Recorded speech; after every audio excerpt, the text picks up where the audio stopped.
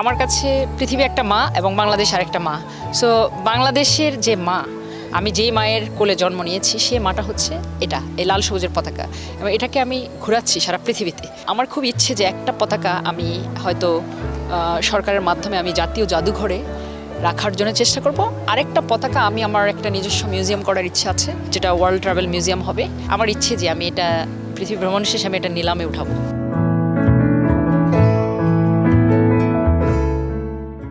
গহনার জায়গায় আপনার গলায় সবসময় আমরা দেখতে পাই বাংলাদেশের পতাকাবাহী একটা লকেট। এটা আপনি সবসময় পরে থাকেন, পরিধান করেন। এটা আসলে কোথায় পেয়েছেন, কেন পরে থাকেন? আমার কাছে পৃথিবী একটা মা এবং বাংলাদেশ আরেকটা মা। সো বাংলাদেশের যে মা, আমি যেই মায়ের কোলে জন্ম নিয়েছি সেই মাটা হচ্ছে এই লাল সবুজের পতাকা, এবং এটাকে আমি ঘোরাচ্ছি সারা পৃথিবীতে, বহন করছি।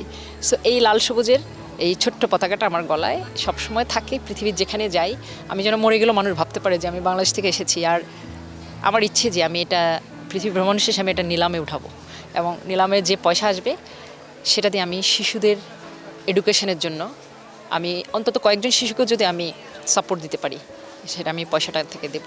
দর্শক, এমনি করে 5টি বাংলাদেশের পতাকা হাতে নিয়ে বা সঙ্গে নিয়ে পুরো বিশ্ব ঘুরে দেখছেন নাজমুন নাহার। আজকে তার কাছ থেকে জানবো যে এই 5টি পতাকা তার ভ্রমণ যাত্রা শেষ হলে কি করা হবে, একটু জানাবেন। এই পতাকা আমার কাছে খুবই মূল্যবান, যেহেতু আমি এই পতাকা স্পর্শ করেছি পৃথিবীর অনেক দেশের বাতাস, এবং এই পতাকা আমি উড়িয়েছি পৃথিবীর অনেক দেশে।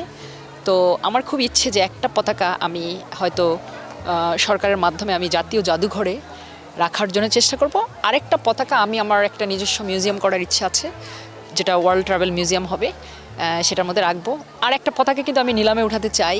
এই পতাকা যদি কেউ কিনে, সেই অর্থটা আমি আন্ডার প্রিভিলেজ যে সমস্ত চিলড্রেন আছে, যারা পড়াশোনা করতে পারছে না, যাদের ম্যাল নিউট্রিশন প্রবলেম আছে, তাদেরকে হেল্প করব। একটা বাচ্চাকে যদি পড়াতে পারি, কয়েকটা বাচ্চাকে যদি আমি প্রিভিলাইজ করতে পারি, শিক্ষার মাধ্যমে শিক্ষার আলো দিতে পারি, তাহলে তারা পরিবারের জন্য ভালো কিছু করবে, দেশের জন্য ভালো কিছু করবে। এবং এটা আমার কাছে ভালো লাগা থাকবে যে আমি কিছু করেছি, সেই পতাকা একজন কিনেছে, এবং সেই পতাকার অর্থ দিয়ে সে নিলামে উঠানোর পরে সে অর্থ দিয়ে আমি কিছু একটা করেছি। সেটা আমার নিজের জন্য না, সেটা শিশুদের জন্য আমি করব। কারণ শিশুরাই তো আমাদের আগামীর ভবিষ্যৎ। শিশুদেরকে আমরা স্বপ্ন দেখাচ্ছি, শিশুদের জন্য আমরা পথ সৃষ্টি করছি। তারা যেন স্বপ্ন দেখে আমি যা করছি সেটার মাঝে যেন, বা অন্য যারা যা করছে ভালো ভালো কাজ দেখে তারা যেন উৎসাহিত হতে পারে। আজকে আমি করছি, আগামী দিন আরেকজন করবে, এভাবেই চলবে আমাদের ভালো কাজগুলো।